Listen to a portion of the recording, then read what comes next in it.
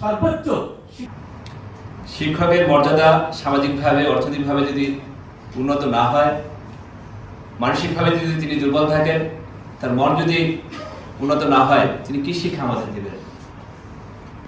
অবশ্যই সেই শিক্ষা অবশ্যই দুর্বল হবে। তো সেখানে সামাজিক এবং অর্থনৈতিকভাবে আমাদের সম্মানিত শিক্ষাগুরু যারা আছেন তাদের উন্নত হওয়া দরকার।